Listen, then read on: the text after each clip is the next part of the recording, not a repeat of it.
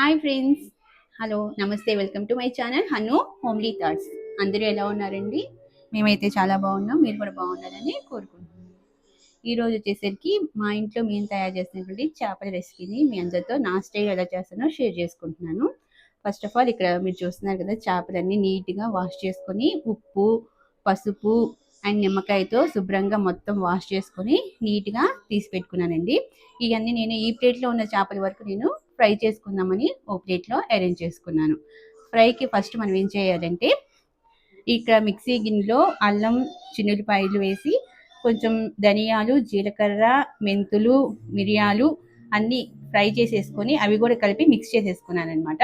ఇక్కడ అల్లం వెల్లుల్లి పేస్ట్ అనేది వేసుకున్నాను. ఇప్పుడు దీంట్లోకి మనం ఫ్రైలోకి ఇంకొన్ని ఇంగ్రీడియంట్స్ మనం యాడ్ చేసుకోవాలి. అవేంటో ఇప్పుడు మనం చూద్దాం. అల్లం వెల్లుల్లి పేస్ట్లో మనం మీకు సరిపడినంత, మొక్కలకు సరిపడినంత ఉప్పు, మీ టేస్ట్కి సరిపడినంత ఉప్పు మనం యాడ్ చేసుకుంటున్నాం అనమాట. మీరు కొంచెం ఉప్పు ఎక్కువ తింటే ఎక్కువ, లేకపోతే తక్కువ తింటే తక్కువ, అట్లా యాడ్ చేసుకోవచ్చు. అండ్ దీంట్లోనే కొంచెం పసుపు, అండ్ నేనైతే 2 స్పూన్స్ తీసుకున్నానండి కారం. డిపెండ్స్ ఆన్ ఎవరి టేస్ట్ని బట్టి వాళ్ళు, ఎవరు తినే అలవాటుని బట్టి వాళ్ళు యాడ్ చేసుకోవచ్చు. ఒకవేళ తక్కువైనా ఎక్కువైనా మనం మిక్సీ తిప్పినాక మనం చూసుకుంటే దాంట్లో మనకి తెలిసిపోయిద్దండి. ఇది వచ్చేసి గరం మసాలా. గరం మసాలా కూడా దీంట్లో వేసేసి మనం మొత్తం మిక్సీ పట్టేసుకొని నీట్గా మొత్తం అన్నీ కలిసిపోతే మన ముక్కలకి పట్టడానికి కూడా చాలా ఈజీగా ఉంటుంది అనమాట. ఇప్పుడు దీంట్లో కొంచెం ఆయిల్ కూడా యాడ్ చేసుకోవాలన్నమాట.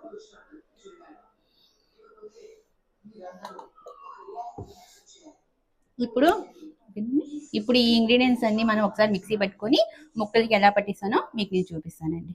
ఓకేనండి, మనం మిక్సీలో అల్లం వెల్లుల్లి పేస్ట్, ఉప్పు, కారం, పసుపు, గరం మసాలా అన్నీ మన ఇష్టం అనమాట. పచ్చిమిరపకాయలు, కొత్తిమీర కూడా యాడ్ చేసుకోవచ్చు. నేను అవి మామూలుగా ఆయిల్లో ఫ్రై చేసి లాస్ట్లో యాడ్ చేస్తానండి.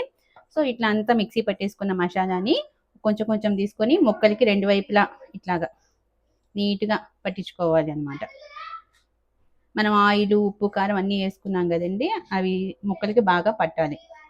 ఇలా అన్ని ముక్కలకి మనం నీట్గా అప్లై చేసుకొని మనం ఒక ½ to 1 hour దాకా మనం మ్యాగ్నేట్ చేసుకొని పక్కన పెట్టుకొని తర్వాత ఫ్రై చేసుకుంటే చాలా బాగుంటుంది అనమాట ఫిష్ కర్రీ. ఇది నా స్టైల్లో నేను చేస్తున్న కర్రీ అనమాట. ఎవరి ఇష్ట ప్రకారం వాళ్ళు చేసుకుంటారండి. మా ఇంట్లో ఇలా చేస్తే మా వారు బాగా ఇష్టంగా తింటారని నేను ఇలానే చేస్తుంటాను. మీరు మీ స్టైల్లో చేపల ఫ్రైని ఏ విధంగా తయారు చేస్తారో నాతో కామెంట్ సెక్షన్లో షేర్ చేసుకోండి. కొంతమంది రైస్ ఫ్లోర్ అవి కూడా కలిపేసి ముక్కకి పట్టిస్తారండి కొంచెం క్రిస్పీగా రావడానికి. నేనైతే రైస్ ఫ్లోర్ కానీ మైదా కానీ ఏమి యాడ్ చేయనండి. ఇట్లా ప్లెయిన్గానే అల్లం వెల్లుల్లి పేస్టు, మెంతులు, జీలకర్ర ఇవన్నీ బాగా ఫ్రై చేసుకొని అవి కూడా మిక్సీ పట్టేసుకొని అన్నీ కలిపేసుకొని ఇట్లాగా ముక్కలకి పట్టిస్తానండి. ఇలా పట్టించడం వల్ల రైస్ ఫ్లోర్ వేస్తే కొంచెం నాకు లోపల ముక్క ఏందో ఉడకనట్టు అనిపిస్తుందండి. ఈ విధంగా కనుక మనం అన్నీ కలుపుకొని కనుక ముక్కలకి పట్టించి ఒక 1 hour పక్కన పెట్టుకొని నీట్గా ఫ్రై చేసుకుంటే కనుక చేపల ఫ్రై అనేది చాలా టేస్టీగా వస్తుందండి. మీరు ఏ స్టైల్లో చేపల ఫ్రైని తయారు చేస్తారో నాతో కామెంట్ సెక్షన్లో షేర్ చేసుకోండి. అందరూ ఒకే స్టైల్లో చేయరు కదండి, ఎవరి ఇష్ట ప్రకారం వాళ్ళు చేస్తారు కదండి. నేను మాత్రం ఈ విధంగా చేపల ఫ్రై అనేది చేస్తూ ఉంటానన్నమాట. మీకు నా చేపల ఫ్రై ప్రాసెస్ అనేది నచ్చినట్లయితే ప్లీజ్ లైక్ చేయండి, షేర్ చేయండి అండ్ సబ్స్క్రైబ్ చేసుకోండి. ఇంకా మరిన్ని వీడియోస్తో మీ ముందుకు రావడానికి ట్రై చేస్తానండి. Every step a beat we can make. Life's a tune, sing it till we break. Concrete warm under my bare feet. Crowds moving. Okay friends, మనం ఇలాగా చేపలన్నిటికీ ఉప్పు, కారం, పసుపు, గరం మసాలా, నూనె అన్ని కలిపి పెట్టేసుకొని ఒక ½ to 1 hour పక్కన పెట్టుకున్నాం కదండి. ఈ విధంగా ముక్కలన్నిటికీ మసాలా బాగా పట్టేసింది అనమాట. ఈ ½ hour లో ఇట్లా పక్కన ఆయిల్ పెట్టేసుకొని బాండీ పెట్టేసుకొని మనం ఇప్పుడు ముక్కల్ని ఫ్రై చేసేసుకుందాం. సిమ్ టు మీడియంలో పెట్టుకుంటే ముక్క బాగా మగ్గిద్దండి. హైలో పెట్టుకుంటే లోపల ఉడకదు అనమాట చేప ముక్క. సో సిమ్ టు మీడియం పెట్టుకొని చక్కగా 3 pieces 2 pieces మనకి విరగకుండా ముక్క నీట్గా ఫ్రై చేసుకుందాం. ఓకేనండి, ఈ విధంగా ముక్క చుట్టూతో రెడ్డిష్గా అనిపిస్తుంది మనకు. అప్పుడు మనం ముక్కని టర్న్ చేసుకోవాలి. నీట్గానే తిరిగిపోతుందండి. అప్పుడు ఇట్లా ఈ విధంగా చిన్నగా, మరీ గట్టిగా కాకుండా చిన్నగా టర్న్ చేసుకొని మనం ఫ్రై చేసుకుందాం. రెండు వైపులా బాగా కాలే విధంగా ఫ్రై చేసుకుందాం.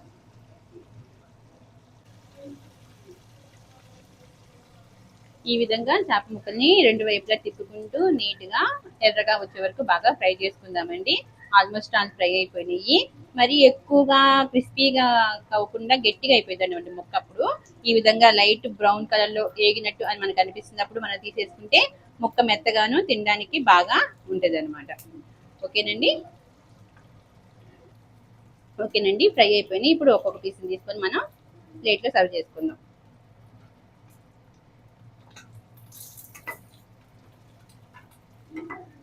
మీరు చేపల ఫ్రైని ఇదే విధంగా ట్రై చేస్తారా, షాలో ఫ్రై చేస్తారో నాకు కామెంట్ సెక్షన్ లో షేర్ చేసుకోండి.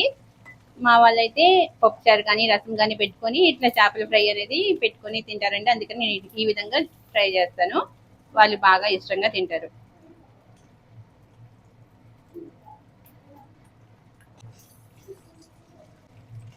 ఈ ప్రాసెస్ లోని మిగతా ఈ ముక్కలన్నీ నేను ఫ్రై చేసుకొని లాస్ట్ లో మీకు చూపిస్తానండి. ఈ విధంగా ఫ్రై చేసుకున్నాను.